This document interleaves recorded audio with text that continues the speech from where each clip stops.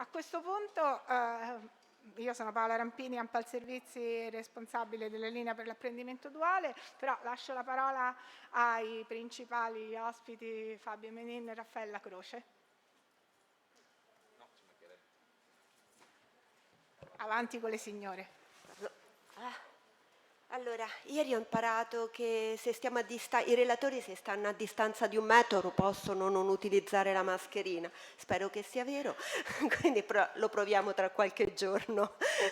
Allora, io, se qualcuno di voi c'era ieri, mi dispiace, mi risente, perché sarà lo stesso contenuto, perché ieri ho partecipato al convegno sull'apprendimento duale, sull'apprendistato e sulle successive, sulle evoluzioni nel momento visto che adesso ci sarà il piano nuove competenze, che sarà un elemento fondamentale sulla tematica della formazione.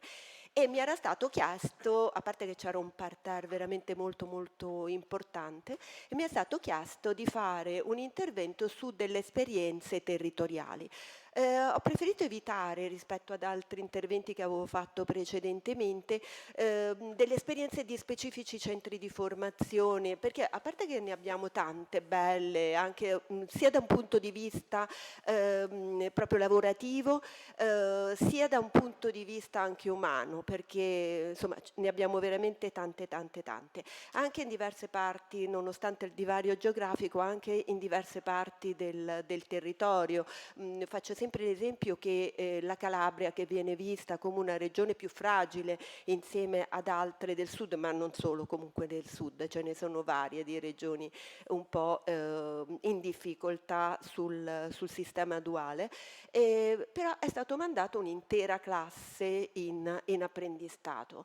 Solo una classe? Sì, solo una classe, però a un certo punto bisogna pure iniziare. Comunque, nell'intervento di ieri avevo deciso di non fare queste specifiche esperienze sui centri di formazione, ho cercato di ragionare su quali erano state delle esperienze che in un qualche modo hanno fatto crescere il sistema.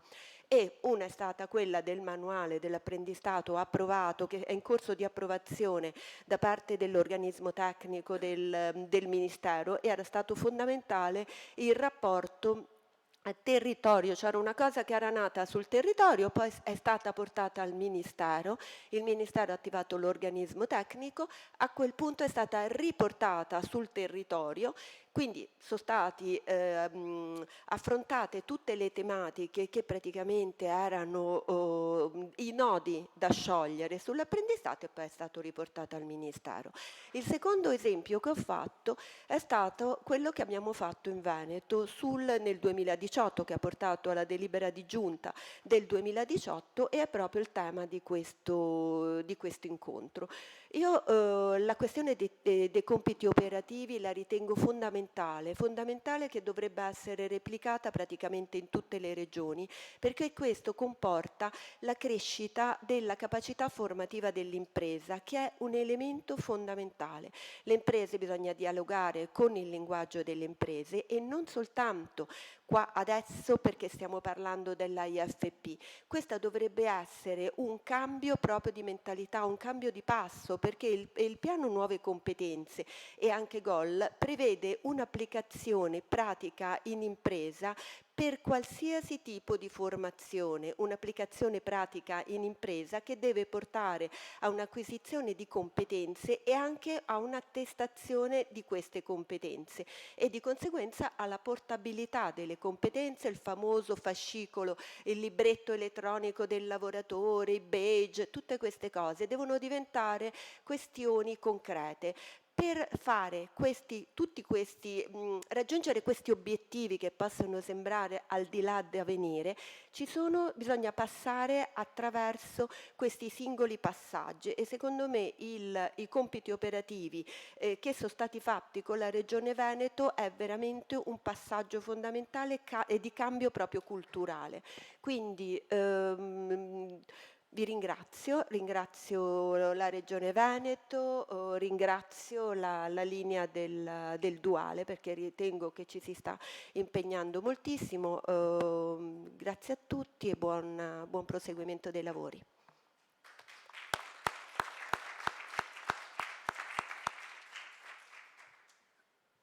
Bene, è davvero un piacere per me essere qui con voi oggi, perché è un tema questo, come si è detto, che non solo ha a che fare un po' col DNA del nostro modello operativo, ma non solo, direi ha a che fare un po' col nostro DNA di esseri umani che lavorano, respirano, operano in questo determinato contesto.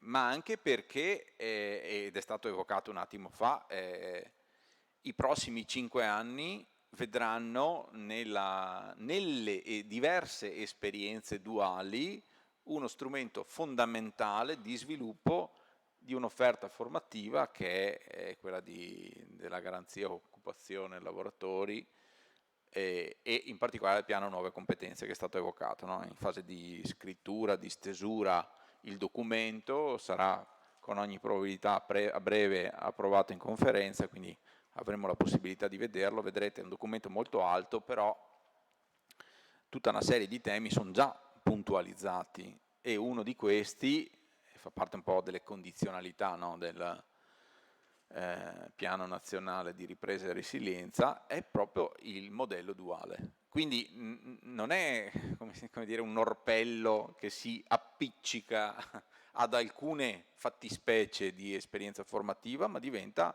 un elemento strutturale che attraversa tutta l'offerta formativa. Ripeto, per noi è relativamente facile, nel senso che abbiamo già un modello formativo strutturato in strettissima relazione con le imprese. Adesso io cito in particolare gli ITS che seguo più da vicino, Nicola ha presidio in particolare sul triennio e quadriennio IFP, però negli ITS Veneti la presidenza delle fondazioni è affidata esclusivamente a imprenditori, quindi la dualità è scritta nel DNA delle fondazioni, non può non esserci relazione con l'impresa, che peraltro nel caso degli ITS rappresenta l'elemento che garantisce il successo, non tanto da un punto di vista occupazionale, sicuramente è un elemento importante, ma proprio da un punto di vista della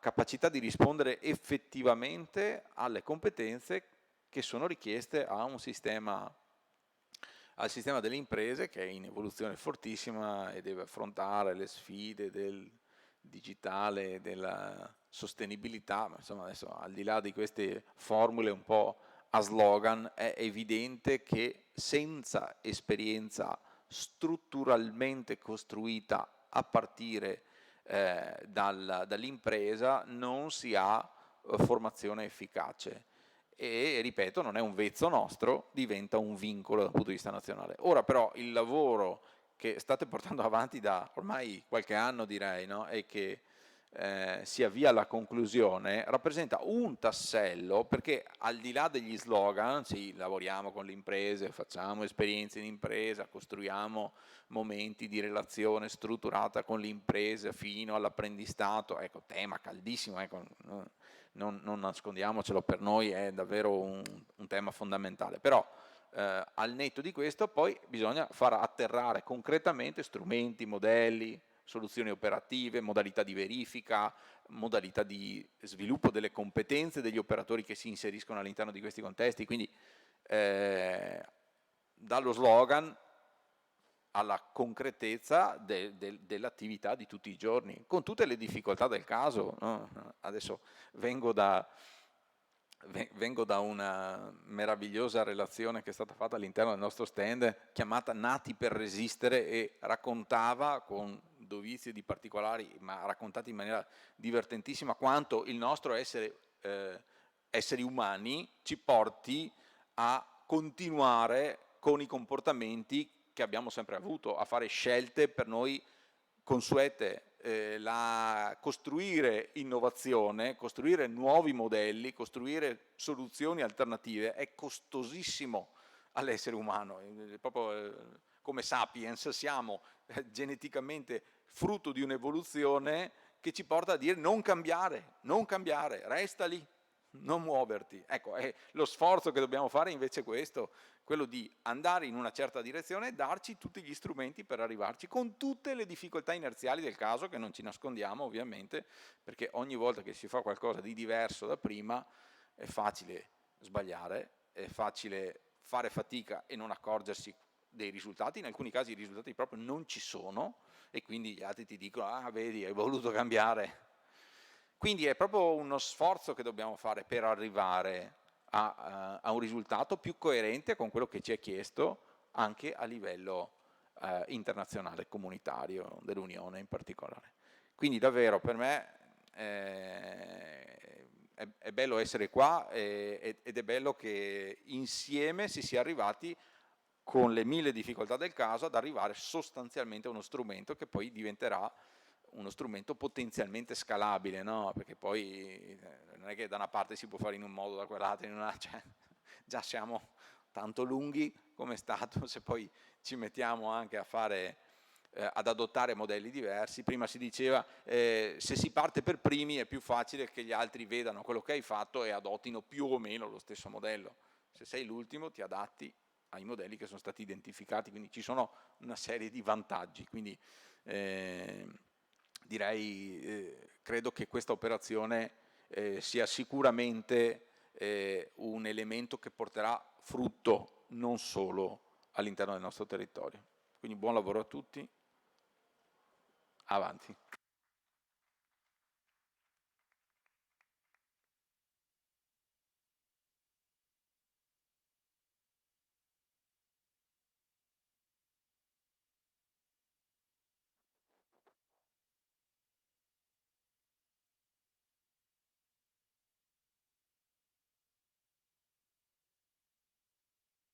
Eccoci qua. Allora, di nuovo un benvenuti a tutti quanti e ovviamente un caloroso ringraziamento per la vostra presenza, ma anche per il lavoro che avete fatto in questi anni col Duale insieme a noi. Riprendo da dove ha terminato il dottor Menin. Il cambiamento. Il Duale è stato un cambiamento anche nel sistema veneto della IFP, ma come ho sempre detto fin dall'inizio, avendo avuto quasi subito, essendo avuto l'incarico della formazione professionale proprio nel momento in cui il Duale partiva, quindi avendo seguito insieme a voi, insieme ad Ampal, tutto questo discorso, sbagliando si impara e soprattutto alcune tematiche erano completamente nuove nella IFP e non c'era un errore, c'era un sistema di affinamento che abbiamo fatto negli anni. Alcune tematiche non ci passavano neanche per la testa, ma insieme al tavolo di lavoro, insieme agli imprenditori, insieme ad Ampal, insieme agli organismi di formazione, abbiamo tentato di superarli e la giornata di oggi è anche in questo senso, cioè come mettere a regime il sistema di modo che sia, purtroppo contraddico il dottor Menin, il sistema vada in un assestamento, quindi in un sistema di consolidamento per cui sia più semplice per tutti quanti la fruizione, a partire ovviamente dagli organismi di formazione, passando per gli allievi, ma soprattutto per le imprese, perché no, il solito leitmotiv che sentiamo è un po' complicato, è un po' troppo macchinoso. Bene, il tentativo che noi come Regione Veneto stiamo facendo insieme a voi e soprattutto insieme ad Ampal è quello di semplificare il sistema. Perché lo facciamo? Allora, lo facciamo perché il sistema Veneto ha determinate caratteristiche. Innanzitutto i numeri della formazione professionale, 20.000 allievi, circa un 10-12% degli allievi post scuola media. Quindi un sistema radicato, un sistema interessante, un sistema anche numericamente importante, su cui noi siamo partiti credendoci, insieme a voi, spinti soprattutto a voi, siamo partiti per fare il Duale. Quali sono i numeri del Duale? Ecco, allora nel 21-22 noi parliamo di 3.000 allievi, quindi fondamentalmente se gli allievi sono 20.000 significa che un 15% degli allievi della IFP oggi sono nel sistema Duale. 3.000 allievi possono sembrare pochi, ma se noi li vediamo nel contesto nazionale è un numero consistente, soprattutto perché noi abbiamo messo fin da subito il vincolo che il sistema duale è sì un sistema per l'alternanza, è un sistema di formazione in azienda e formazione nel sistema scolastico, anzi nelle scuole della formazione professionale, ma è soprattutto un sistema per promuovere l'apprendistato. Noi abbiamo messo un vincolo per cui l'apprendistato nei quarti anni devono essere attorno al 30% minimo, cioè le scuole devono garantire il 30% di allievi in apprendistato, nel triennio deve garantire un minimo di 20%.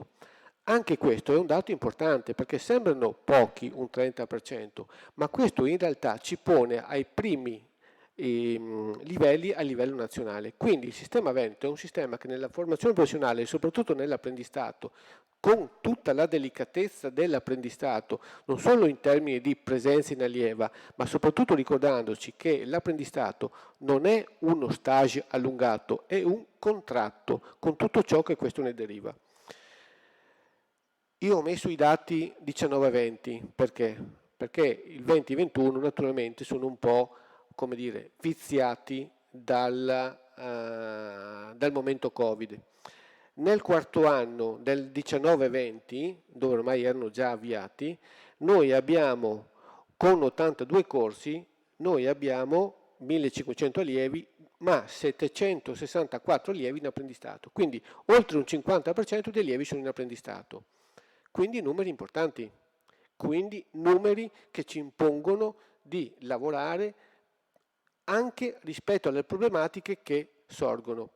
Questo di nuovo lo dico perché quando poi nei tavoli nazionali noi ci confrontiamo con gli altri, con le altre regioni, noi abbiamo, come dire, uno storico di esperienza, soprattutto di casistica, che gli altri non hanno. Questa tabella ce l'ha data recentissimamente il Ministero, in realtà ci serviva per altri ragionamenti fatti sul riparto, ma mi interessava farvi vedere l'ultima colonna. È la colonna dove percentuali di apprendisti occupati di primo livello ponderati con il peso regionale.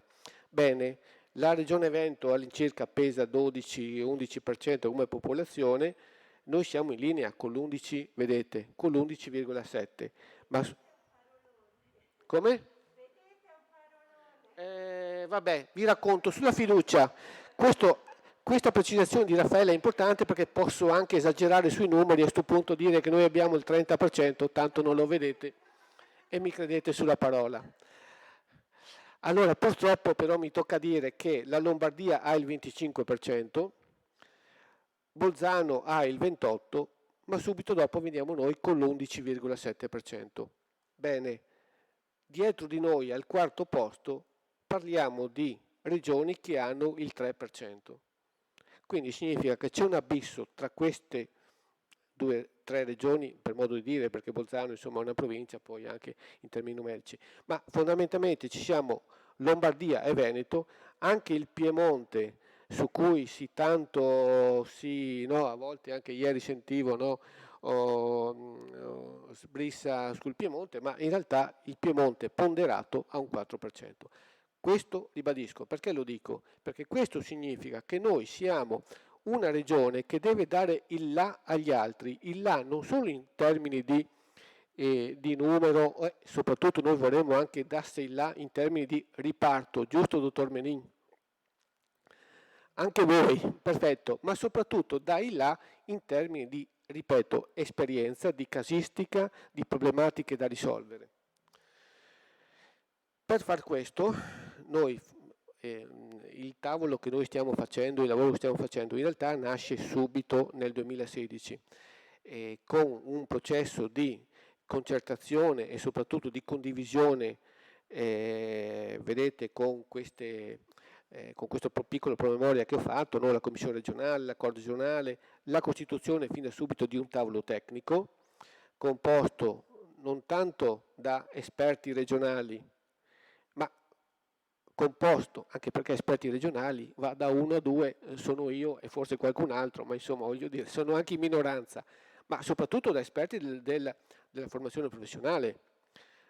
6 sono diventati 7, quindi portano l'esperienza che effettivamente registrano sul territorio, ma soprattutto con l'assistenza tecnica, con l'esperienza all'inizio di Italia Lavoro, ora di ANPAL Servizi, che ci sostengono in questa assistenza tecnica, in questa elaborazione, e anzi li ringrazio qua perché, come dire, hanno sempre avuto nei confronti del Veneto un occhio di riguardo in tema anche di risorse umane da impiegare, sia in termini che quantitativi che, mi permetto anche con l'occasione, qualitativi. Quindi ringrazio di nuovo ANPAL Servizi per questa collaborazione, insomma, che ormai è confermata negli anni, ormai sono 5 anni, ma ovviamente sarà stata anche precedente. Ma soprattutto in questi 5 anni ci ha concesso cosa? Ci ha concesso di realizzare un dossier allievi, un primo manuale delle competenze tecnico-professionali, abbiamo realizzato un report di monitoraggio sul sistema duale cercando di capire appunto cosa funzionava e cosa non funzionava, somministrandolo agli allievi, agli organismi di formazione, ai tutor. Abbiamo lavorato a un vademecum per operatori e datori di lavoro, su cui poi ci siamo fermati perché appunto poi alcune tematiche diventavano nazionali. Questo lo mostro, non tanto per la copertina, ma anche per vedere lo spessore. Voi lo vedete da lontano, ma vedete lo spessore di questo vademecum. Erano 82 pagine, significa che affrontavano tematiche a iosa che erano emerse dal territorio. Ci siamo fermati laddove c'era bisogno di interloquire, anche se abbiamo interloquito, con INPS piuttosto che con INAIL, con altre cose, è stato portato a livello nazionale. Ecco, piccola battuta, io stamattina questa cosa me la sono messo dentro un sacchettino di stoffa, mi sono accorto quando sono arrivato qua che era il sacchettino dei mulini, non mi ricordo cosa. In realtà non è farina dei mulini, ma è farina del nostro sacco. Questo qua, questa è farina del nostro sacco. Come era farina del nostro sacco, questo omaggiato da Simonetta Randi al sottoscritto con firma autografa, ma anche questo vedete, no, questo giusto per far vedere che insomma a volte sembrano cose di poco conto, anche come spessore di leggere, poi non è che uno se legge tutto, va a vedere la sua figura, ma il tentativo è stato proprio quello, nonostante la mole, di semplificare. Stiamo riprendendo naturalmente adesso il lavoro che lo spiegheranno e vado veloce perché c'è bisogno di aggiornarlo alla luce di quello che ho detto adesso, dell'esperienza che abbiamo fatto sul territorio, del repertorio che è cambiato e di tutto quello che è emerso in questi 5 anni di sperimentazione del sistema duale, che per noi non è più sperimentazione ma ormai è un sistema ordinamentale. Abbiamo bisogno di aggiornare il manuale delle competenze. Peraltro preciso che abbiamo anche la fortuna di partecipare al tavolo tecnico nazionale che riprende questo vademecum e supportato anche da voi, come dire, l'interlocuzione con Tagliatesta, devo dire un po' anche spinto da ANPAL, cioè voglio dire che mi vede a volte anche un po' come testa di ariete per sfondare alcune posizioni, ma se ne parlava anche prima. Perché? Perché con alcune regioni che sono presenti anche al tavolo o con alcuni interlocutori facciamo fatica. Cioè, un conto è quello che è l'aspetto teorico, il sistema duale, il sistema dell'apprendistato, un conto è le problematiche che emergono quotidianamente dall'applicazione pratica di questo, soprattutto del contratto di apprendistato, e quindi della nostra volontà di risolvere. C'è un problema che sono qua a ripetere, ma anche poche settimane fa, quando vi ho al tavolo riportato una tematica, no, che era un po' indeciso, in realtà il tavolo dice, ma no, porta avanti, assolutamente, noi abbiamo assolutamente bisogno di questo, che venga risolto questo problema che non era capito a livello nazionale, è per esempio il problema di quando i ragazzi passano dall'alternanza all'apprendistato, di come riconteggiare. Ecco, qua presente ho gli stalker che mi dicono azzanna, azzanna, azzanna. Ecco, no, ma questo è importante perché significa che voi avete un interlocutore della regione che sentite che è portatore di interessi, ma non di interessi nel senso volgare, portatore di interessi per migliorare il sistema e quindi per migliorare il sistema dei nostri giovani. Avevo altre cose da dire, ma chiudo qua perché sennò rubo il tempo a chi ha cose molto più importanti di me da dire. Grazie, buona giornata.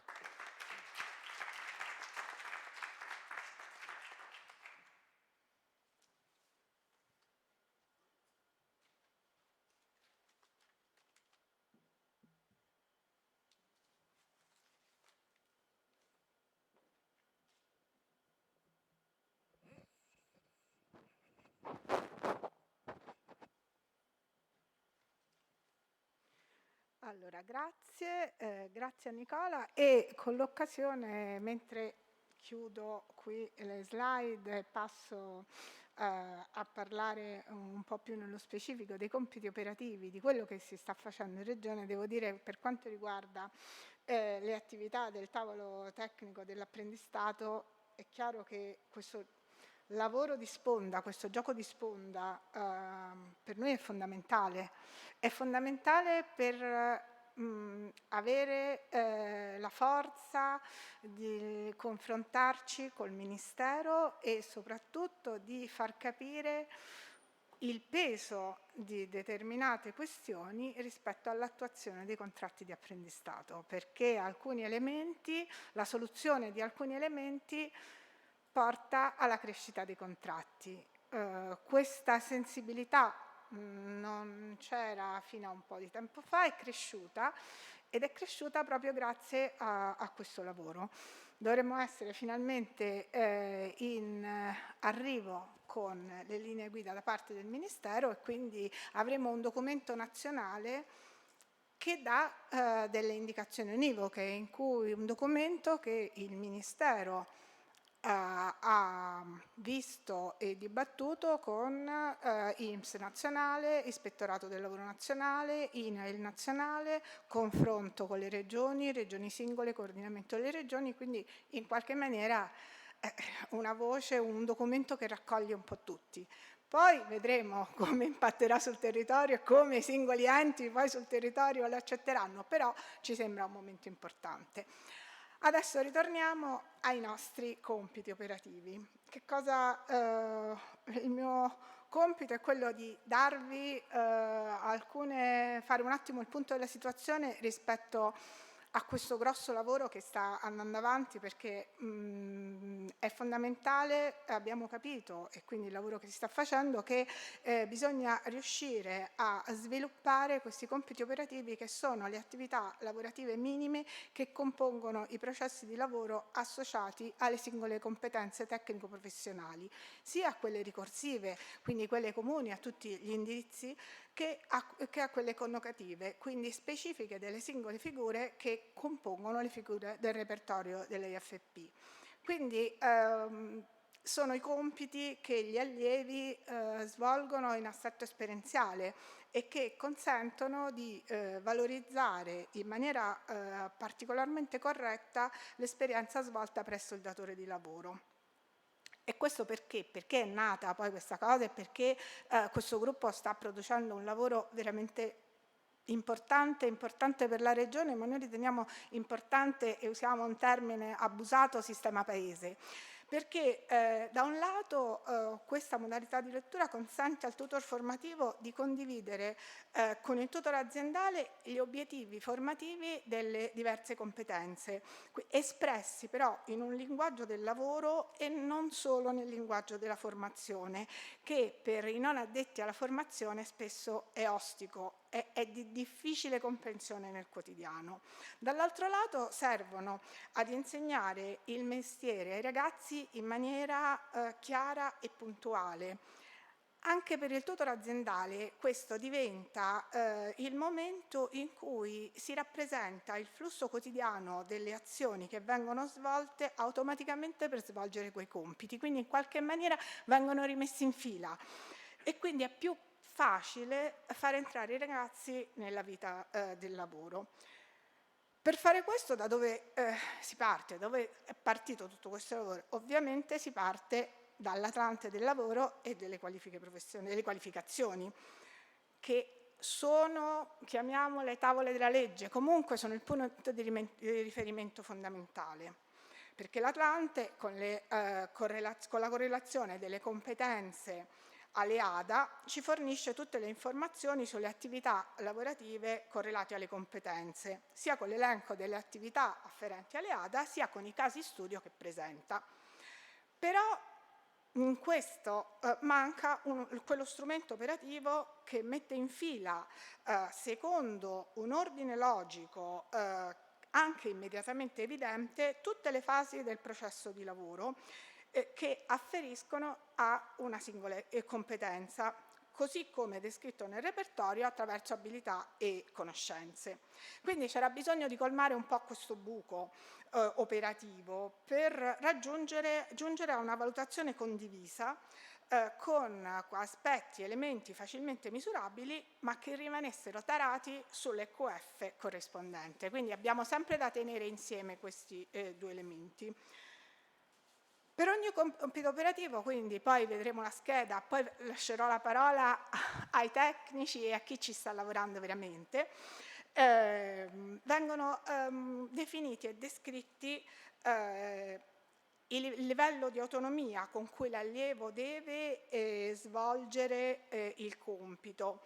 E quindi nelle fasi del processo lavorativo l'allievo nel corso del triennio aumenterà pian pianino l'autonomia e quindi sarà tracciata anche questo incremento di autonomia negli anni. Poi ci sono due elementi che sono nuovi anche rispetto a quella che è stata il lavoro fatto col precedente repertorio, che sono gli elementi di valutazione standard e gli elementi di valutazione specifici. Quindi gli elementi di valutazione standard consiste nell'associare ai compiti operativi così definiti elementi che rendono immediatamente valorizzabili che sono immediatamente valorizzabili dal tutore aziendale. Gli elementi di valutazione specifici servono, che sono stati individuati proprio, questo c'è stato un grosso contributo da parte dei docenti, servono a verificare elementi che il tutore aziendale deve vedere durante lo svolgimento rispetto alle azioni afferenti a quel compito. I due esempi che le colleghe mi hanno rappresentato fra i tanti e che mi piacciono da raccontare sono quello del lavoratore del legno, dove bisogna fare l'attenzione al posizionamento delle mani, non solo per la sicurezza, ma a secondo di come si posizionano le mani, il taglio o la lavorazione del legno verrà bene più o meno bene. Ed è una cosa appunto importante, piuttosto che il lavoratore edile, dove la postura del corpo è fondamentale per far venire un muro dritto. È ovvio che per me, che sono ovviamente faccio tutta un'altra cosa, mi sembrano particolarità, però nel lavoro quotidiano capisco che è fondamentale, e tracciarlo e identificarlo è molto importante. Come vedete, questa è una tabella che fa rivedere come sono strutturati, a vedere due compiti operativi e come sono strutturati, e in verde sono evidenziati gli elementi specifici. Questo lavoro, appunto, come dicevo, è stato fatto con il contributo dei docenti, si sta facendo col contributo dei docenti, ed è proprio questo il valore aggiunto, l'intelligenza che è stata messa in campo dalla Regione con noi, nel fatto di un coinvolgimento fortissimo degli enti e dei docenti, in maniera tale che tutte le attività non sia un lavoro desk, non sia un lavoro di tavolino, ma sia un lavoro concreto, e quindi il know-how tecnico è stato messo immediatamente in campo. A questo punto io però lascerei la parola per entrare nello specifico ai tecnici, quindi alla collega Simona Salinari che sta coordinando il gruppo di lavoro di Ampal Servizi insieme alle altre colleghe Flaviana Pessina, Patrizia Sorbini e la collega del territorio Simonetta Randi, e ai testimonial che gentilmente si prestano a raccontare con lei l'attività in corso, Deborah Daldegan, spero di aver messo l'accento a Daldegan, ho sbagliato 2 su 3.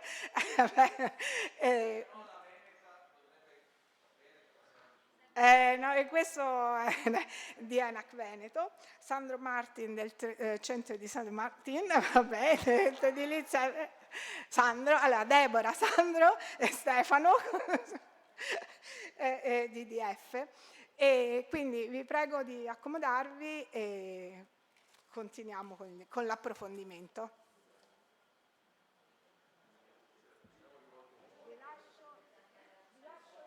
Una volta.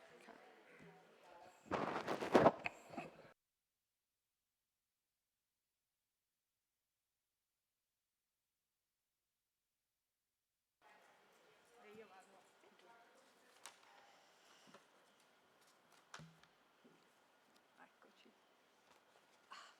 Respiro.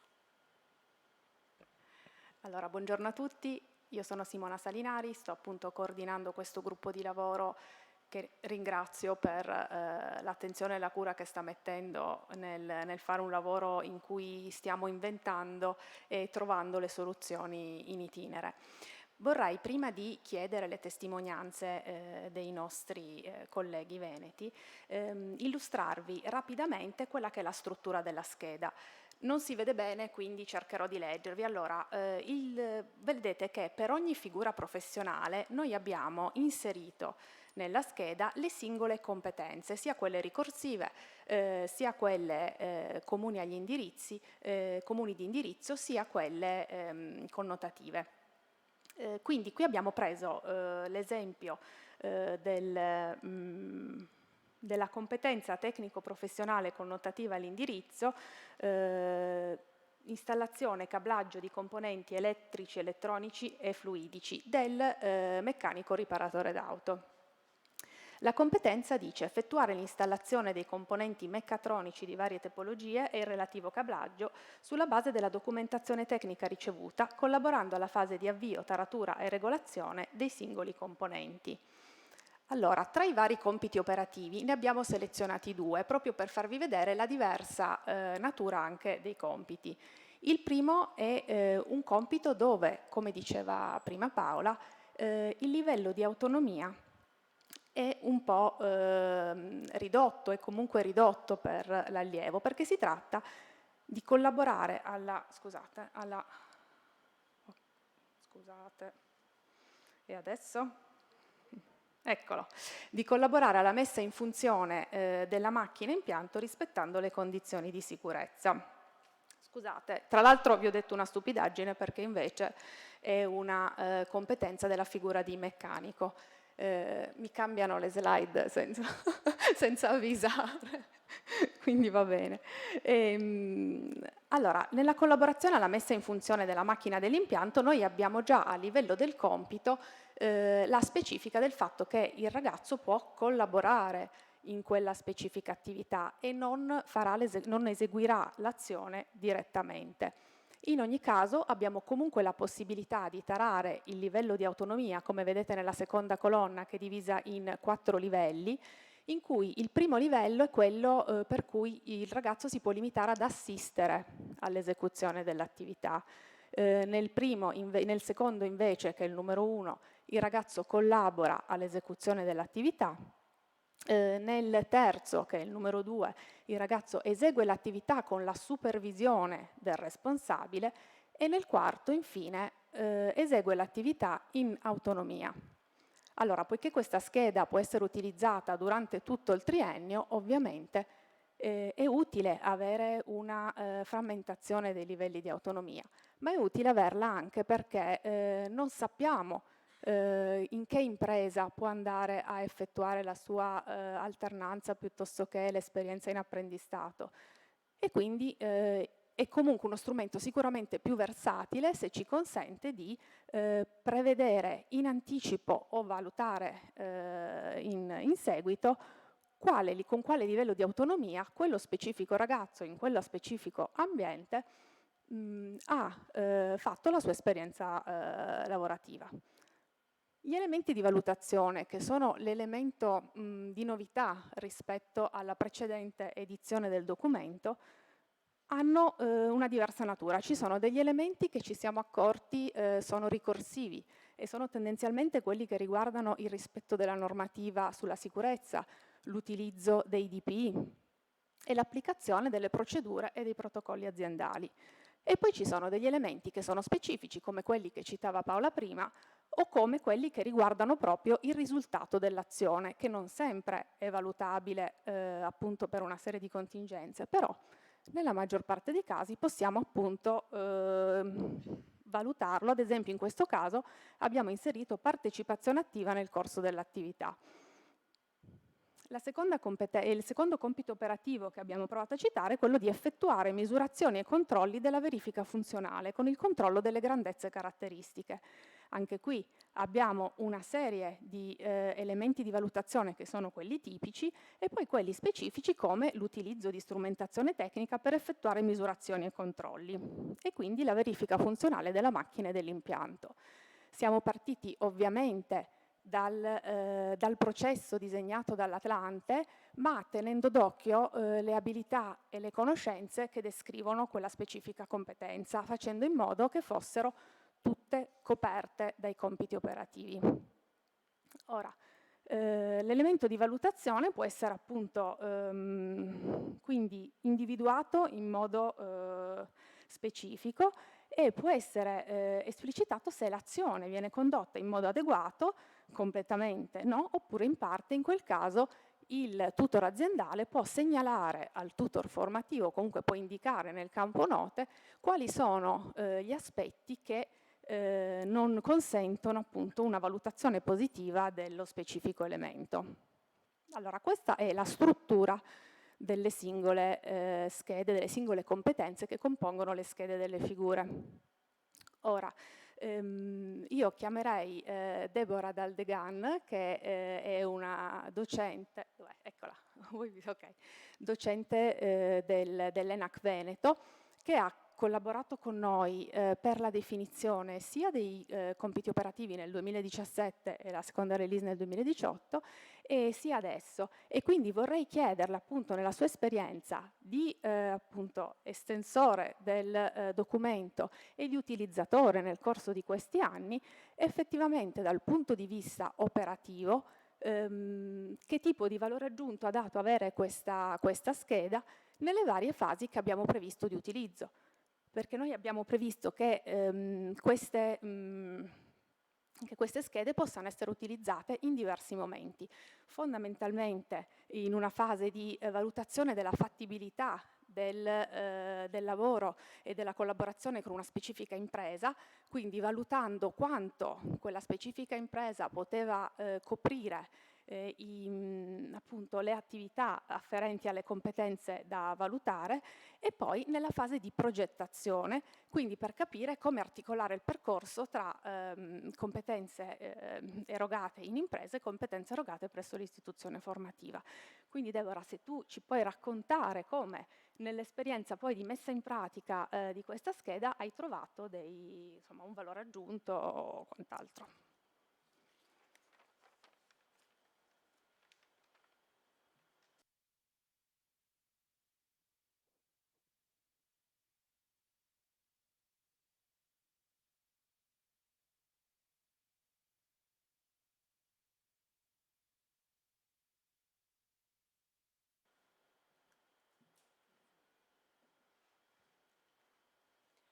Innanzitutto buongiorno a tutti, sono Deborah Daldegan, mi occupo di design della comunicazione e insegno progettazione grafica presso la SFP Canossiana di ENAC Veneto.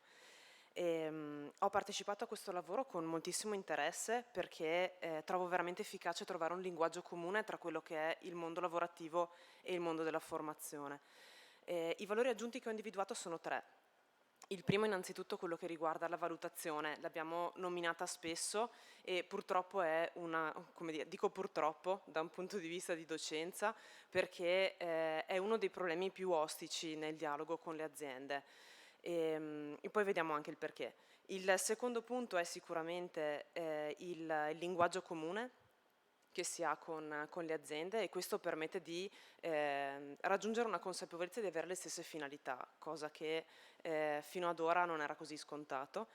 E poi sicuramente il terzo valore aggiunto è l'aver esplicitato dei compiti che, essendo nel mondo del lavoro da, dico, almeno un anno, per tutti gli operatori diventano spontaneità, diventa quotidianità.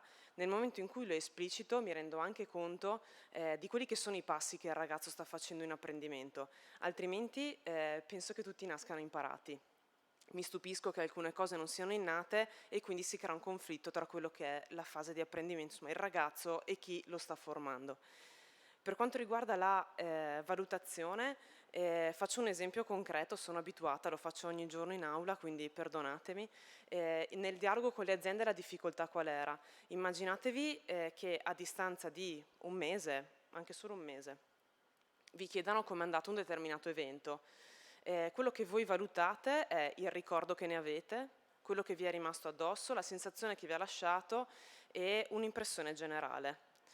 Se io però vi chiedo come è andato l'evento in termini di rispetto degli orari, catering coinvolto, persone che sono intervenute, la qualità degli interventi che sono stati fatti, allora voi riuscite a darmi una risposta più focalizzata, più attenta, oltre al fatto che rianalizzate quell'evento con più attenzione. La stessa cosa vale per un'esperienza come dire, formativa di un ragazzo in azienda. Se io vado dall'azienda e gli chiedo cioè come sta andando l'esperienza, tutto si fermerà al risultato finale e quindi in termini di è capace o non è capace di farlo, se lo fa fatto bene o male. Questa era l'unica cosa che riuscivamo a trarre dal mondo delle aziende. Con una scheda di questo tipo, quindi identificando quelli che sono i compiti operativi, diamo la disponibilità di come dire, raccogliere dei dati oggettivi, nel senso che ho una traccia che riesco a seguire e che mi permette di rianalizzare un'esperienza con dei dati oggettivi che mi vengono, che riesco effettivamente a individuare nell'esperienza del ragazzo. Quindi questo sicuramente. E questo tra l'altro crea un circolo virtuoso, questo perché? Perché rianalizzando l'esperienza, io che sono il tutor aziendale, quindi non sono abituato a lavorare in termini di formazione, nel senso sono abituato a formare dei nuovi lavoratori, ma spesso e volentieri non ho grande abilità nel dialogo con i ragazzi. Individuo anche qual è il compito operativo in cui il ragazzo è, come dire, deve essere fortificato. Questo era sempre un problema, nel senso che tendenzialmente le aziende ci chiamavano e ci dicevano per favore aiutateci, ci chiedevano un supporto, ma non riuscivamo a trarre niente di più del non sa fare niente. E diventava per noi mortale, nel senso che non sapevamo come intervenire. Se io invece ho una serie di compiti operativi e capisco in quale il processo si blocca, allora riesco anche ad intervenire, sia in termini di nuova formazione, sia di cambio di modalità di formazione. Quindi questo per quanto riguarda la valutazione. Per quanto riguarda il linguaggio comune, credo che sia abbastanza intuibile. Come si accennava prima, c'è sempre stata questa percezione che per quanto qui si tratti di formazione professionale, il mondo, tutto quello che avviene dentro le mura di una scuola sia ragionare in astratto. Tutto quello che invece avviene all'interno delle mura di un'azienda sia lavorare in concreto. E quindi c'era sempre una grandissima difficoltà di comunicazione tra i due piani, due binari paralleli che andavano sì sicuramente nella stessa direzione, ma si incontravano poco e rimanevano molto distanti. E quindi questo ci permette di far emergere tutto il lavoro che facciamo anche all'interno delle scuole per preparare i ragazzi, e le aziende hanno la possibilità di valorizzare tutto quello che effettivamente fanno per formare i nostri ragazzi in un ambiente lavorativo. Ricordiamoci che tutti i processi all'interno di un'azienda equivalgono a quotidianità e quindi a una parola, ed è pochissimo, viene veramente svalorizzato quello che è il lavoro. Quindi avere la stessa finalità e sapere che anche io che lavoro in azienda sto partecipando e sto coinvolgendo il ragazzo in una formazione diventa molto efficace. Ultimo valore aggiunto che ho individuato, scusate mi sono persa, è scappato l'ultimo, scusatemi. È sparito. Ah sì. Lo ritroviamo subito. Lo ritroviamo. L'abbiamo già ritrovato, l'avevo accennato prima, quello della quotidianità appunto, nel senso che io per esempio, arrivando dal mondo del lavoro, nel senso che in primis svolgo la mia professione e poi sono formatrice, ci ho messo un po' a entrare nell'ottica che alcuni ragazzi non potessero progettarmi un logo o PLA semplicemente perché gli dicevo ciao buongiorno ragazzi, questa mattina progettiamo un logo. Quindi anche a me ci è voluto del tempo per riuscire a individuare quelli che erano i passi fondamentali da esplicitare al ragazzo perché riuscisse a entrare nell'ottica del lavoro. Questo è quanto. Grazie mille Deborah.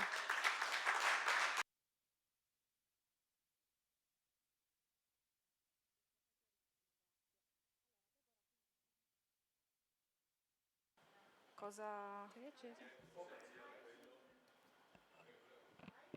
Eccomi, sentite? Sì, adesso.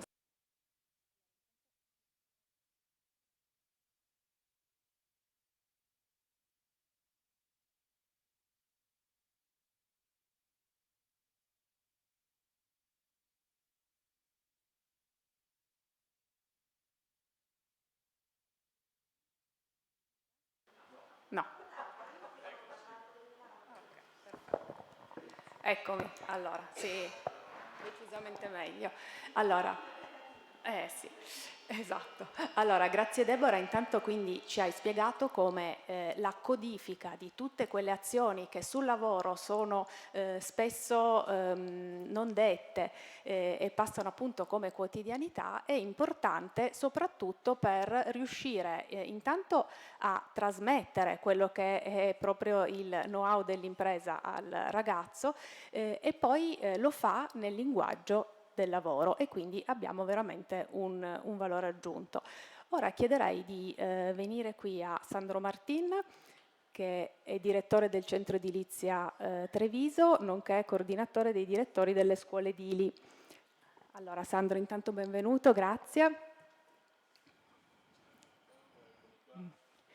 Bene, grazie dell'invito e credo sia un'occasione anche per così fare qualche riflessione sul lavoro che abbiamo fatto come tavolo tecnico. Permettetemi anche 2 parole sul tavolo tecnico perché io sono entrato in questo gruppo di lavoro, voglio dire, conoscendo poco anche della geografia degli enti, eppure non è per autovalutarci, voglio dire, insomma ho trovato una serie di colleghi davvero che in piena collaborazione mi hanno aiutato anche, quindi riporto il beneficio che ne ho avuto insomma, a crescere da questo punto di vista e a lavorare assieme con uno spirito assolutamente collaborativo. Possono sembrare anche così parole di circostanza, vi assicuro che non è stato così, nel senso che il mix tra i colleghi degli enti di formazione, il coordinamento di Nicola e della regione e di Nicola in particolare, perché prima si è definito quantomeno uno e trino, giusto Nicola, hai più giacche insomma in qualche occasione, ecco, e di Ampal che le professionalità di Ampal sono state sicuramente importanti e quindi ci hanno permesso anche con orgoglio insomma non tanto territoriale quanto orgoglio di appartenere a questo tavolo e di aver contribuito, insomma diciamo che è stato fatto un lavoro che la Regione Veneto può esportare nel senso buono del termine, perché anche riprendendo un po' le parole del dottor Menin prima che diceva nel DNA della Regione, nel DNA degli imprenditori, io credo che lo spirito a proposito che ci ha accomunato insomma è quello, faccio mio uno slogan che qualche tempo fa partecipando a una mostra sui grandi escursionisti, i grandi alpinisti, insomma non sono certo un grande alpinista, tutt'altro, né un grande escursionista, insomma si diceva lo spirito che contraddistingue questi a proposito del fare le cose piuttosto che stare fermi, no? Si diceva, lo slogan è meglio inciampare progredendo che stare fermi sul posto, insomma non abbiamo inciampato, non siamo inciampati o comunque se qualcosa abbiamo inciampato, insomma comunque lo spirito dell'andare avanti c'è stato e quindi siamo orgogliosi di questo. Allora, io parto anche dall'ultimo intervento di Deborah Daldegan, che ha dato anche il segno di quanta passione ci mettono poi i formatori nella formazione professionale, no? Mi è stato chiesto di chiedere dal mio punto di vista quanto questo lavoro e quanto il sistema duale in realtà ha avvicinato e la reazione che c'è stata nel mondo delle imprese e degli imprenditori. Beh, io credo che sia stato sicuramente un lavoro importantissimo anche da questo punto di vista, per le ragioni che diceva prima Deborah, che ha la doppia veste, anche lei mi sembra sia di formatrice che di imprenditrice, quindi magari hai ospitato, ma perché ha dato anche a noi uno strumento, ci ha messo nelle mani uno strumento per poter interloquire con gli imprenditori per le ragioni che si dicevano, insomma, se no, come è andato? Ben dai, insomma, e poi non si capiva se era un giudizio generoso o cosa. L'entrare nel merito ha dato il segno di quanto strutturata, e della volontà che c'è nella formazione professionale di voler darsi delle procedure, dei metodi e delle procedure in senso positivo. Ed è stato uno strumento che ci ha permesso, anche quando andiamo a chiedere le imprese, anche in periodi che non sono questi periodi magari di espansione dell'economia, anche quando c'era difficoltà dal punto di vista economico per alcuni settori, magari ci ha messo nelle condizioni di iniziare un rapporto corretto con le imprese, corretto nel senso di iniziare un rapporto dove noi mettiamo a disposizione degli strumenti perché le imprese possano concorrere a quella che è la formazione duale, perché in dubbio, insomma, duale bisogna che il concorso di entrambi ci sia. E quindi da questo punto di vista dico che il primo risultato del lavoro e la prima reazione che hanno avuto le imprese è dire, beh, però la formazione professionale, insomma, di rivalutare anche la formazione professionale se ce ne fosse stato bisogno, perché la mia testimonianza è quella che gli imprenditori, in particolare io sono partecipato, il mio ente è un ente un po' particolare, insomma le scuole edili sono partecipate anche dagli imprenditori, tra l'altro dal sistema delle imprese di costruzioni più grandi, insomma, ma gli imprenditori di piccole dimensioni in particolare, che sono spesso titolari e anche tutor del ragazzo, perché insomma fanno più cose in azienda, hanno in sé insito uno spirito di formazione che diventa sempre, cioè di essere loro stessi formatori. Tra l'altro di questi tempi diventa sempre più come dire, consapevole questo ruolo, perché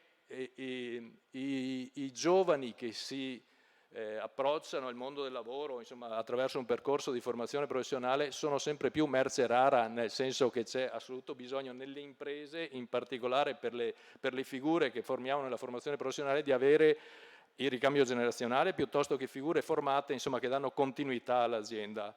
Il riferimento al settore delle costruzioni, permettetemi, insomma, è sicuramente calzante, ma in generale del manifatturiero, ma anche altri settori, perché oggi c'è assolutamente bisogno di giovani formati che entrino nel mondo del lavoro, naturalmente con nuove competenze. E a proposito di competenze, l'elenco che è stato fatto e anche la traccia che viene data ci aiuta sicuramente, come dicevo prima, a instaurare un rapporto positivo. E le imprese, vi assicuro che sia per l'approccio, ma poi anche per quello che mettiamo loro nelle mani, insomma, hanno un giudizio consapevole, si rendono anche conto, hanno bisogno anche loro, i tutor, gli imprenditori, di essere formati, e se mettiamo nelle loro mani, insomma, uno strumento che permette, che gli dà anche questa traccia e che con spirito di collaborazione, insomma, si confronta, credo sia assolutamente utile.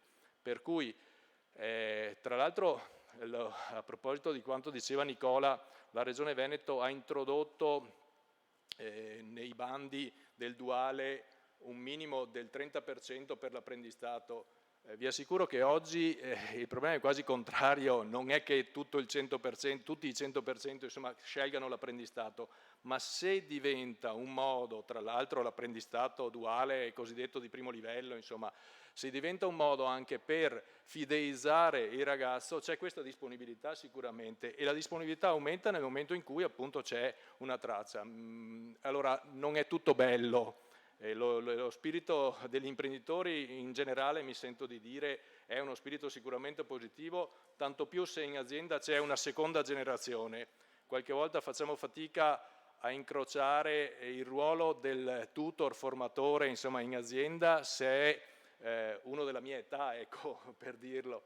Se invece c'è una seconda generazione, il figlio, piuttosto che un tutor che affianca, anche in termini di età, che è più vicino anche nel linguaggio, ma che è più vicino, anche questo diventa molto più facile e diventa molto più anche, come dire, sì, facile da trovare poi anche questa condivisione, c'è anche una sintonia e altro.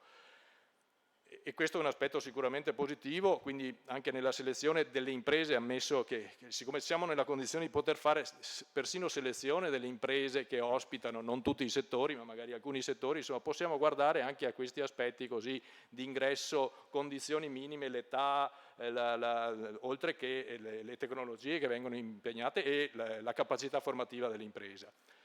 C'è un gap che via via si sta superando, non lo nascondo, spero di non offendere qualcuno, voglio dire, o non esprimere un giudizio magari ingeneroso anche nei confronti di qualcuno. La cultura dell'ospitalità delle imprese è una disponibilità più alta di quanto non ci sia qualche volta nel mondo dei consulenti. Scusate, parlo un po' a voce alta, ma tendenzialmente qualche volta se troviamo qualche difficoltà a instaurare il rapporto al di là della disponibilità è il mondo dei cosiddetti consulenti, e non voglio assolutamente generalizzare, per cui scusatemi se ho parlato di mondo, ma laddove c'è una certa resistenza, non so se è una resistenza al nuovo, non so se è una resistenza al cosa. Tra l'altro lo strumento dell'apprendistato duale insomma, è uno strumento assolutamente flessibile, è una nuova forma di flessibilità del lavoro persino introdotta, insomma è una prova allungata, chiamiamolo come vogliamo. Quindi forse, ma allora guardo alle nostre responsabilità, se abbiamo anche, è quello di fare in modo che si diffonda meglio anche in quel mondo questa cultura dell'apprendistato duale, dell'esperienza duale e altro. Devo dire che su questo stanno lavorando molto le associazioni di categoria, la Confartigianato piuttosto che la CNA, piuttosto che le associazioni industriali, insomma ai vari livelli, perché si rendono conto poi quando hanno il rapporto con l'assistito, l'associato, che c'è un beneficio a fare questa esperienza, al di là degli intoppi burocratici che poi insomma non mi risulta neanche siano così forti. Se dovessi pensare a un altro lavoro da completare, ma poi mi taccio insomma, e quindi mi do i compiti per casa, ci diamo i compiti per casa, sapete che sta un po' nelle mie corde, se non altro perché il settore dell'edilizia insomma è esposto a questo rischio. Forse dobbiamo mettere nelle condizioni l'impresa di avere strumenti di gestione dell'apprendista, del ragazzo, e per quanto riguarda la sicurezza forse un po' più definiti, ecco, perché farli rientrare nel novero generale del documento di valutazione dei rischi e altro è una figura particolare, può fare, non lo può fare, sì, ma se resta a metà, insomma, perché sia una formazione completa va fatta forse un po' più di chiarezza anche rispetto al che cosa si può fare e al che cosa puoi far fare. Ma nella nuova release dei compiti operativi so che c'è stata questa attenzione, quindi insomma per sintetizzare il mondo delle imprese è un mondo che vede bene questo strumento, che ha elevato anche la sua capacità formativa e la disponibilità ad accogliere i ragazzi, non solo perché siamo in una situazione insomma favorevole dal punto di vista economico, anzi questa è minoritaria, ma perché anche abbiamo fornito loro degli strumenti che dicono però così mi elenco pian piano, insomma non si riduce al come va Benin o il coso, insomma anche via via c'è un'attenzione da fare e quindi un'attenzione che è anche in progress. Vi ringrazio ancora i colleghi per il contributo che mi danno. Grazie Sandro. Grazie. Sicuramente anche l'aspetto della sicurezza in impresa per i ragazzi è da approfondire, sarà approfondito in itinere come stiamo continuando insomma, a lavorare. Chiamerei adesso Stefano Ziroldo, vicepresidente di DF, che ci racconti un po', visto che lui appunto vede rispetto ai vari territori, a varie realtà sul territorio veneto, come questa standardizzazione in qualche modo influisce sul lavoro dei singoli centri. Grazie a tutti. È stato detto tanto fino anche a poco fa e rischio di ripetere perché il valore di un tavolo è anche di condividere modalità, esperienze e visioni. E in questo senso molte cose che sono state dette sono le stesse cose che direi io, magari con un linguaggio diverso, però le stesse cose che direi io. E allora mi è venuto in mente che forse la cosa più interessante è mostrare qualche cosa. Io appunto rappresento Fondazione San Nicolò, le scuole della formazione professionale DF, siamo presenti nel territorio veneto con 4 scuole di varie dimensioni, 1 migliaio, poco più di 1000 studenti, di cui un quarto, ecco qua un primo dato che riprende un po' ciò che Nicola prima ha raccontato, è in esperienza duale. Siamo partiti anche molto presto tentando di individuare proprio alle origini in un concetto che, e anche qua inizierei a dire una parola importante, bisogna osare, quando tu dicevi Nicola prima dobbiamo spingere con forza, non possiamo fermarci a raccontarci le cose, dobbiamo tentare di osare e anche, ecco il camminatore, se si cade e si sbaglia si riparte. In questo senso abbiamo tentato fin dall'inizio di usare linguaggi, trovare metodi che potessero in qualche modo essere efficaci, anche in un momento in cui, meno di oggi senz'altro, questa cultura del duale era così diffusa. Oggi pian pianino è un messaggio che a fatica, con delle difficoltà, ma sta passando con forza. Però vorrei mostrare allora un esempio che abbiamo pensato proprio per dar voce a chi questa esperienza l'ha vissuta e creare anche una consapevolezza di quello che è stato il percorso che il duale ha fatto. Magari poi mi fermerò a metà del video per dire 2 cose ulteriori. Però qua chiedo l'aiuto da casa. Arriva la regia. Grazie.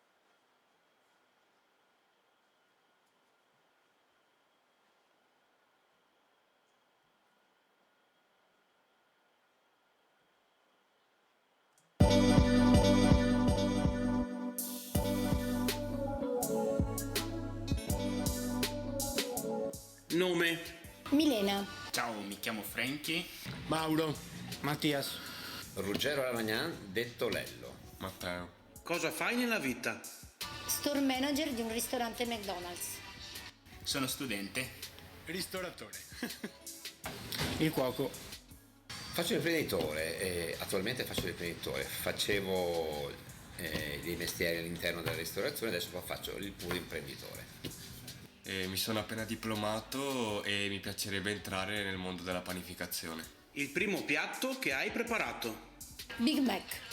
Il mio primo piatto che ho preparato era un hamburger. Ero molto emozionato. Ma ti dico la verità però, a pasta con ragù. Il primo piatto che ho preparato era uno spaghetti aglio olio e peperoncino. Il primo piatto che ho preparato, facendo la finta di saperlo fare, una bruschetta al pomodoro. Quando ho fatto lo stage al Grigoris, insieme a Lello ho fatto una pizza che sarebbe la parmigiana. L'emozione che hai provato preparando il tuo primo piatto? Ero agitata perché volevo che fosse uguale alla pubblicità. Moltissime come emozione, era la prima volta che facevo un hamburger. Ecco, ho cucinato una carne sulle griglie automatiche anche. L'emozione mentre lo mangiavano era più bella.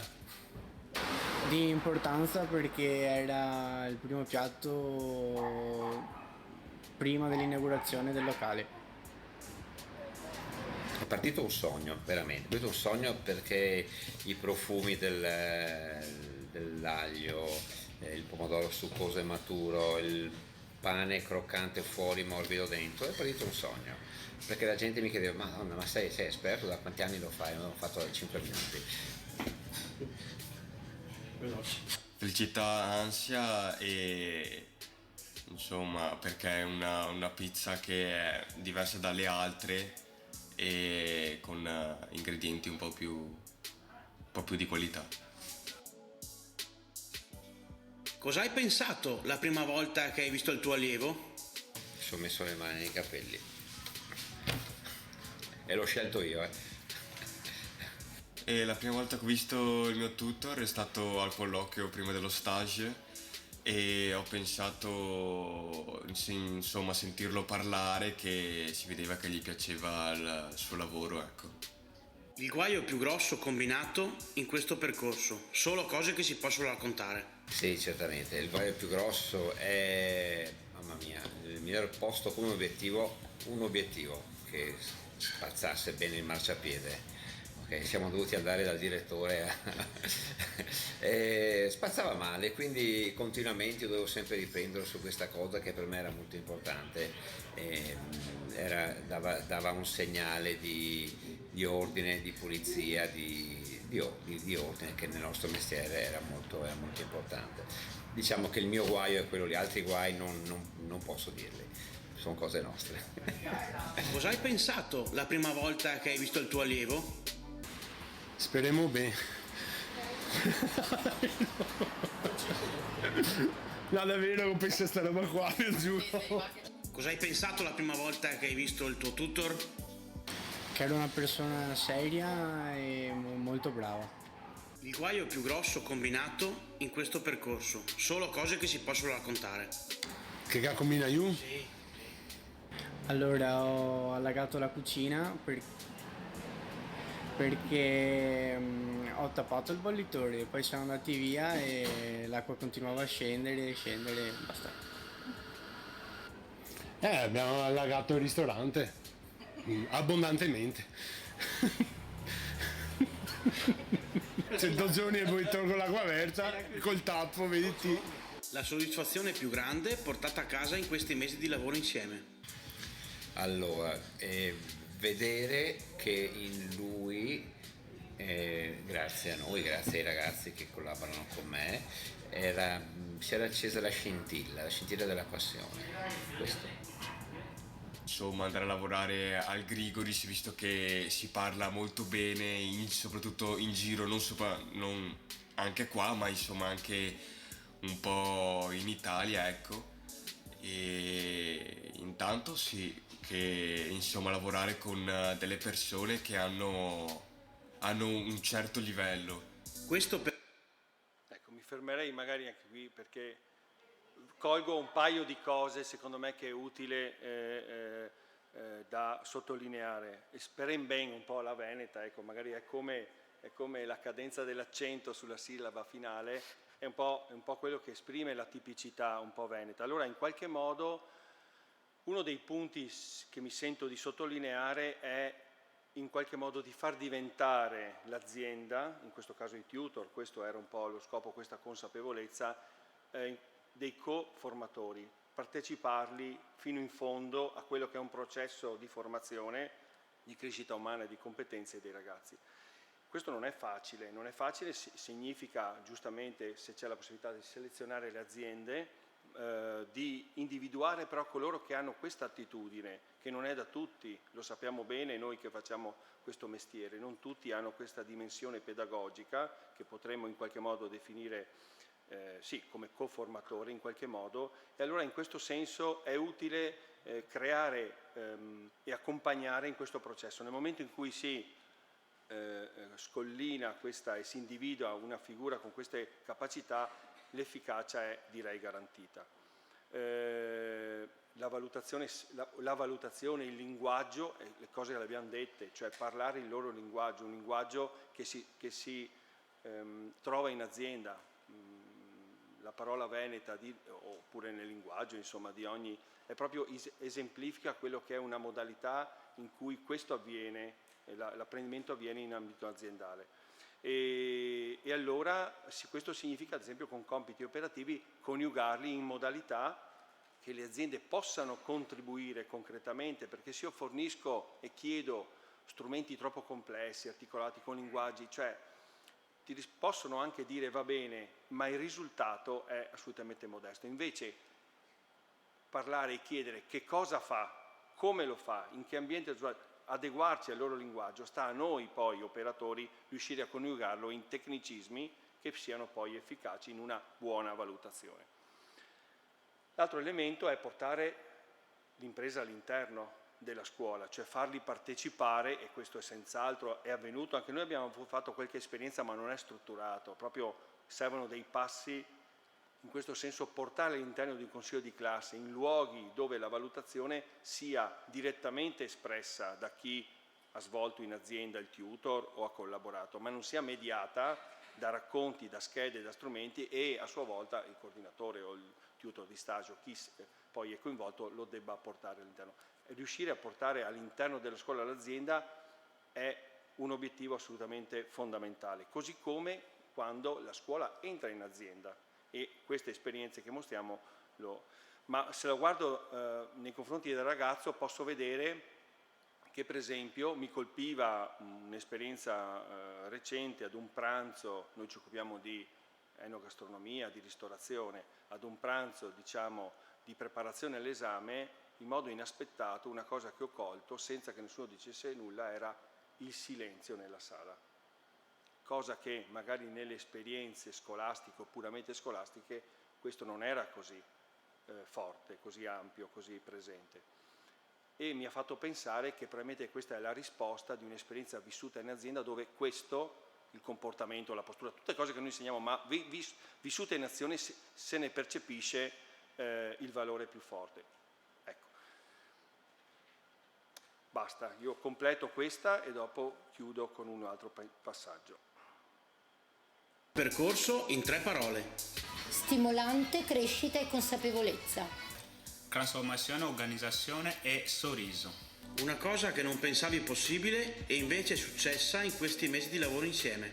Che in tutte le difficoltà incontrate durante il percorso si sono trasformate in una vera e propria collaborazione. Le prime non pensavo non avevo voglia di andare in azienda, che non è fatto per me andare a lavorare dentro un fast food dove si fanno i panini, le stesse cose, avere un tutor anche che io dicevo che rompe, alla fine ho visto che non era così, è il suo modo di essere che lei ti porta a lavorare, a essere qualcuno e a organizzarti bene nel futuro. Com'era Mattias prima di questa esperienza e com'è adesso? No, rido perché mi viene in mente quando iniziamo il nuovo, cioè, speriamo bene. Adesso ho una consapevolezza diversa, mi sento molto più maturo a livello di preparazioni e... Perché un professionista dovrebbe accogliere uno studente in apprendistato? Per un principio di altruismo, prima cosa, e senza pensare troppo al bisogno che noi abbiamo. Un apprendista, che inutile negarlo, può anche aiutarci a sollevare un certo tipo di lavoro, da un certo tipo di lavoro i nostri collaboratori, però penso sia molto importante lavorare per preparare il futuro di questi ragazzi, che potrebbe tornare sia utile a noi ma anche utile alla società futura. Non è detto che abbiamo bisogno non solo del grande cuoco, del grande chef, del grande pizzaiolo, ma anche di persone che taglino verdure bene, che puliscano bene, che stiano bene in un gruppo, in una squadra di cucina. E penso sia molto molto importante il ruolo dell'apprendista se si pensa sempre a un ruolo sociale che lui avrà nel futuro. Perché è il modo più concreto per valorizzare la didattica direttamente nel mondo del lavoro. Perché uno studente dovrebbe scegliere il percorso duale? Ci sono i vari motivi. Il primo motivo è che abbiamo molte ore in azienda che a scuola. A scuola ci insegnano le basi e in azienda mettiamo tutto quello in pratica che ci fanno una bella formazione di lavoro, ti fanno vedere tutte le materie e a cucinare anche. Io vi consiglio di scegliere il percorso duale perché è un percorso sì che è difficile. Saluta il tuo apprendista e digli qualcosa che gli servirà. Sono un ceffone a te. Cosa gli servirà? Sicuramente essere umile, ripeto, essere molto curioso e rispettare sempre chi hai di fronte, dal capo ai colleghi. Ciao Matteo e in bocca al lupo per tutto. Ciao Lello, a me piacerebbe entrare nel loro mondo e imparare più cose, insomma. Ciao Frankie, ricordati che volere è potere. Ciao Milena, mi devi assumere perché sono anche bravo a lavorare, e veloce, e perché sono anche il più bello dell'azienda quando ero lì. Ciao, dovresti dirmelo te perché mi hai assunto. Ciao Mattias, e visto la tua crescita abbiamo deciso di farti un contratto di lavoro e rimarrai qui con noi a lavorare e speriamo bene. Ecco, lo speriamo bene, insomma, sintetizza, però anche tutta questa passione, questo desiderio in qualche modo di incontrarsi. Lo diceva prima bene Sandro, questo desiderio di incontrarsi tra scuola, studente, famiglia e impresa. C'è un bisogno di una dimensione in che in qualche modo si intrecci costantemente. Due punti che vedo di futuro, la visione di punti di lavoro oltre a quelli che sono già stati detti, una dimensione internazionale in qualche modo che va affrontata. I ragazzi adesso, per carità, molto anche del mondo del turismo e della ristorazione, viaggiano il mondo. Adesso un ragazzo sarà assunto dopo l'apprendistato a Dubai per un'azienda italiana che però ha aperto una nuova sede lì. C'è una dimensione in qualche modo che va vissuta. Il mondo moderno dove siamo noi non può limitarsi a un territorio, non lo è la regione, non lo è l'Italia, ma in qualche modo va affrontata in qualche modo. E l'altro è anche qua una caratteristica di inclusione. Un'esperienza interessante di Elena che abbiamo vissuto nella nostra sede di Spinea è il fatto che lei, appunto certificata 104 con tutta una serie di difficoltà, ipovedente, in qualche modo ha voluto e affrontato il tema, l'esperienza duale anche con l'apprendistato, e inizialmente questa esperienza era andata male perché nel ristorante, dove in qualche modo non riuscivano a comprendere, collocata in un ambiente più proprio piccolo, un bar, una propria dimensione, è stata una soddisfazione pienissima della titolare, di lei, della famiglia, insomma. Quindi in questo adesso sfocerà in un contratto di assunzione vero e proprio, e quindi anche questa dimensione inclusiva, che poi è uno dei DNA dei nostri percorsi dell'AFP, trova spazio anche con questi strumenti. Ecco, su questo secondo me va messo in risalto e trovate poi qualche elemento di sinergia maggiore per poterlo fare fruttare. Grazie. Grazie Stefano. Grazie, raccogliamo anche le tue proposte di nuove piste di lavoro sicuramente, e intanto chiamerei sul palco per le conclusioni rapide Paola Rampini, Nicola Boscarato e Simonetta Randi per concludere questa giornata di lavori sia dal punto di vista regionale che dal punto di vista nazionale. Grazie.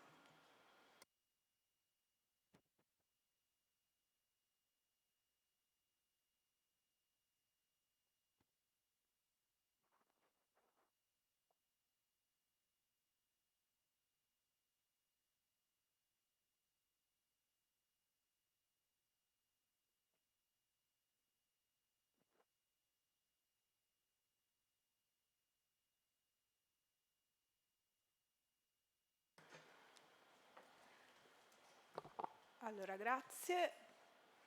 Dal punto di vista regionale poi io vi do le ultime, facciamo parlare Simonetta e poi facciamo parlare, vai Simo. Ok, allora. Abbiamo 5 minuti in totale, peggio di ieri da quello che mi diceva Raffaele. Una meraviglia direi. Allora, diciamo che vi ringrazio moltissimo perché ancora una volta ho capito il motivo per il quale mi trovo qui in questo momento, ma soprattutto mi trovo qui a lavorare su questo argomento con un gruppo di lavoro che stimo ed apprezzo, che sono ovviamente le mie colleghe, ma un gruppo di lavoro che è il tavolo tecnico, che mi consente tutte le volte che lo incontro di provare una passione sull'argomento che stiamo trattando. Quindi grazie e grazie davvero.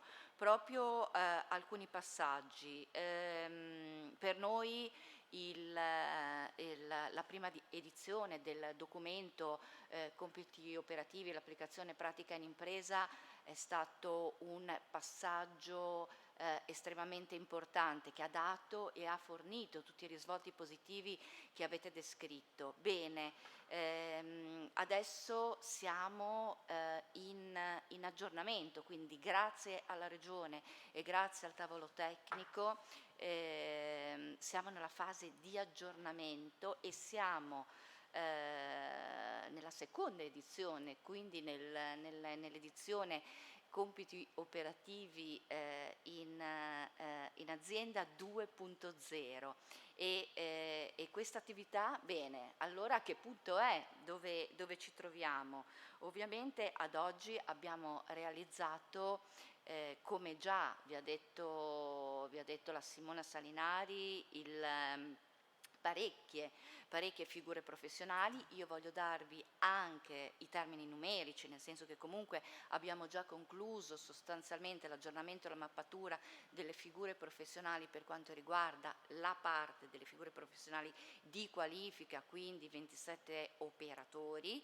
Abbiamo già avviato proprio nell'ultimo mese il lavoro sui tecnici e quindi abbiamo già aggiornato 7 figure professionali.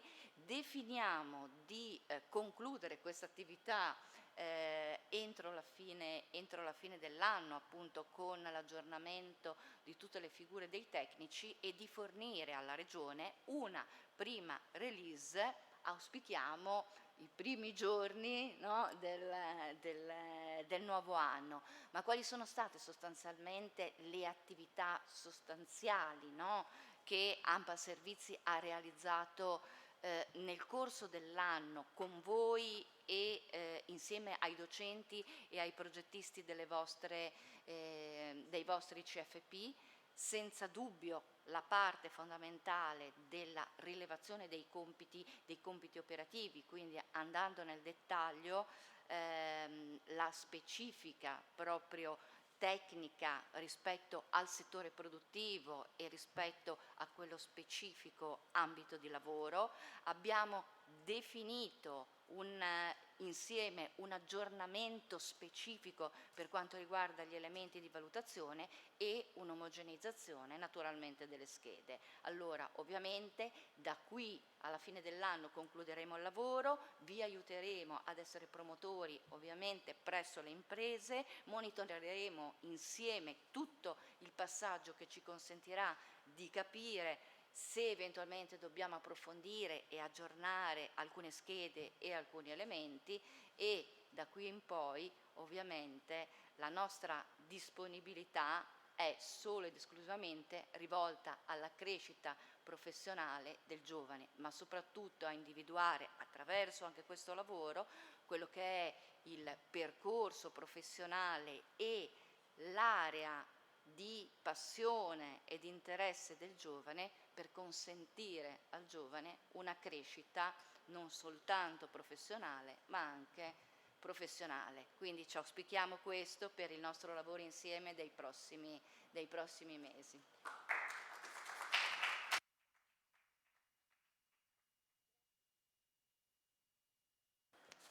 Allora, il tempo non ce n'è per altre considerazioni, se non questa.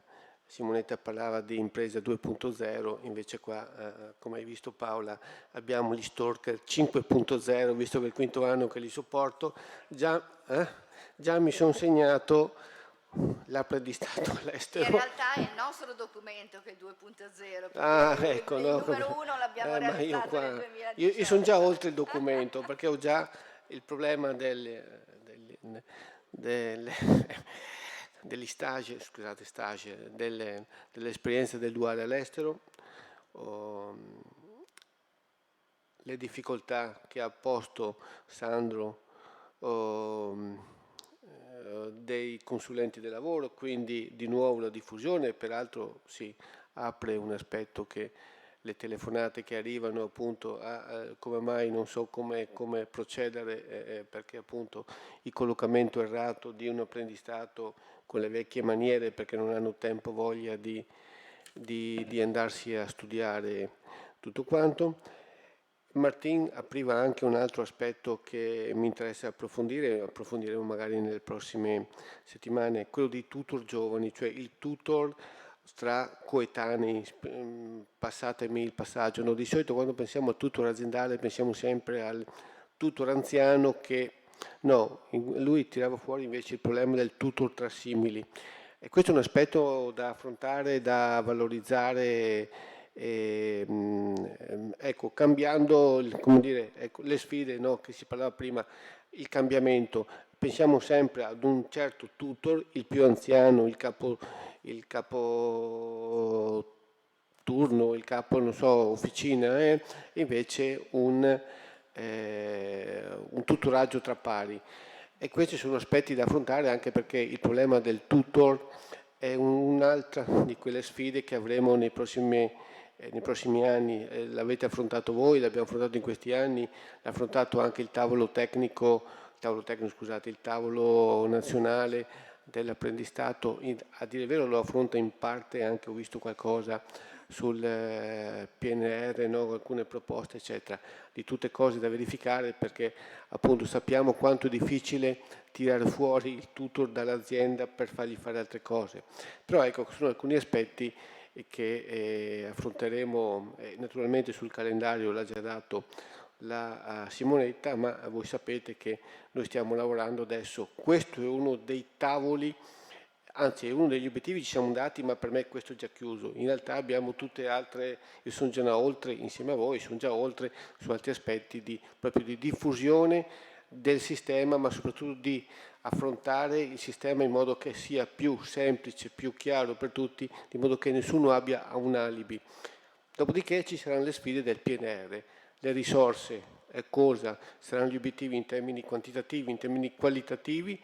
Questo lo sveleremo, ce lo sveleranno e lo sveleremo anche noi nelle prossime settimane ormai e sarà un'altra ripartenza, perché è vero che non è un investimento, o meglio, non è è un investimento, non è una riforma, ma credo che sia comunque una sfida di rilancio, anche perché, e chiudo, con quei numeri che abbiamo, in realtà noi non è che partiamo da zero e quindi è facile, no, noi partiamo da un punto in cui è vero che il sistema ha digerito questa cosa, ma voi sapete che quando, come dire, le performance sono, non dico eccezionali, ma sono insomma discrete, fare ancora meglio diventa un pochino più difficile, ma ce la faremo. Forza Stalker. Grazie. Io voglio dire solo un'ultima cosa, che appunto sì, è un cambio di passo e quindi ovviamente con i numeri così importanti un cambio di passo è ancora più impegnativo. Noi abbiamo riaperto un tavolo con i consulenti del lavoro perché è il punto dolente per l'attivazione dei contratti di apprendistato, perché le grandi aziende ok lo gestiscono in autonomia, le piccole e piccolissime aziende hanno i consulenti e quindi stiamo lavorando con loro per costruire dei moduli informativi che siano adatti all'approccio del consulente, che siano veloci, facili, eccetera, eccetera, per cercare proprio di tenerli sul tema. Il discorso dell'internazionale, dei minori, dei disabili, sono dei tavoli che anche col Ministero rispetto ai documenti che avevamo portato, cioè alle linee guida, sono stati estrapolati per approfondirli con le strutture competenti dei vari dipartimenti. Per quanto riguarda il ruolo del tutor aziendale, stiamo costruendo anche qui dei moduli facilmente fruibili per il coinvolgimento dei tutor aziendali. Abbiamo l'esperienza di Qualit con i tedeschi, ma da lì dobbiamo evolvere, stiamo evolvendo in qualcosa di più veloce e più immediato. Ovviamente tutto il possibile da fare insieme, grazie a tutti, veramente una bella giornata, grazie.